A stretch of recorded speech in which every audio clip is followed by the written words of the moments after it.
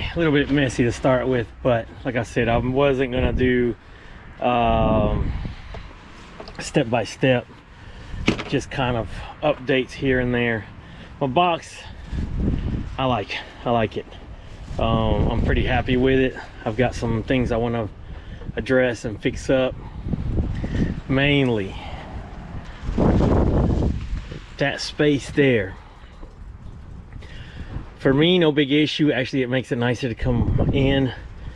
But for the dog, when we carry the dog in here, and I think I'm not going to worry about it for right now, but if we carry the dog in here, he'll fall through there. So I need to address that, but that's not a huge deal.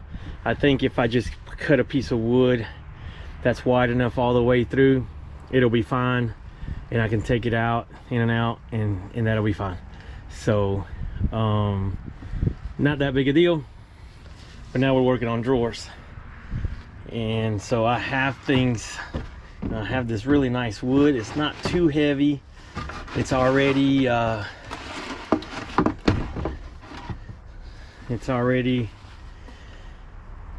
stained and everything. I have plenty of those. I also have this that's actually really light. The catch with this one is it's only 43 inches long, and so if we go here, you can see I'm short right there. So it's what, 5, 6, 7, 8, 5 inches. Not a huge deal. Plenty of space to put some storage. Maybe I could cut this out, move this back, cut this out, and have some other storage. I don't think I need it. I did take out the trash, if you can notice that one. I haven't vacuumed yet, but with all the stuff that's gonna fall off of here, I'm not vacuuming yet. But yeah, so that's the only catch on that one. 5 inches is a big deal. I mean, that's from there to here, and so I might not want to go that route. I might want to just keep going with my 48. And so 48, well, that's stupid, because 48 goes to right here, and that would make, you know, the end of the drawer right there. If it was much shorter, I could make a little cubby where I could store stuff in. Do I need it? I don't think so. Not with this much space. I don't need it. I've been doing so much better about organizing and getting rid of the things that I don't use, and so that's why I'm contemplating on this one. So let's go to the Wrangler.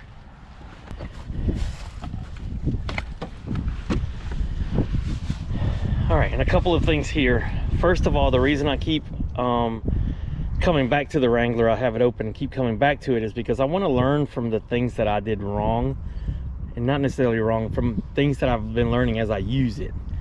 And so some of the things are how the stove sits, where it should be, that kind of thing. I have it where the stove sits down here and pulls out, but the truth of the matter is I never used it down on this little tray. I did learn really quickly that I wanted the stove as far away from the car as possible. Splatters get everywhere. I usually put the stove up here. I leave this like this, and I have the stove up here, and I move the stove, and so I don't want to move the stove, and I won't have that little thing for me to use, but I don't want to move the stove. So I think the stove is just gonna have to sit on top. It'll be on the top part, and other things can pull out, and that will be better. So these things can pull out, my utensil drawer, all that, but I want the stove on top. That's one thing I kind of learned from this setup that I have here, is yeah, it doesn't work well at the bottom of things. Probably work better on top. But again, I was trying to get it as far away from the vehicle as possible to stop the splatter when you're making hamburgers or whatever. All that junk goes every which way. So these are the things I'm thinking about, and why I keep referencing back to the Jeep, why I keep coming back to the Jeep, to kind of measure, kind of look at what did I like, what did I not like. And so yeah, I've watched quite a few videos, as most people do when you're doing this kind of stuff, and I have the idea of what I want. I don't know if I can build it. The Wiz is like, you can build everything, but I can't. I can't. I wish, but I can't. And so yeah, I'm kind of at that point right now where I'm figuring out, okay, how much do I need? Is this a good width? Let's get the measuring tape. So this has worked out good for here, but you know, I had way less space here. We're talking about 34 inches or so, maybe, where I've got a full 48 over there. So this, yeah, videoing with one hand and trying to do stuff with another, that's why you it's pretty tough. All right, so we had here not even 16 inches, 15 inches, a 15-inch drawer here. And then this one was 16 inches. It's only an inch bigger on this side than that side. I didn't need much bigger than this. 15 and 16. If we come back over here, where I have right now is a drawer that's 22 and a drawer that's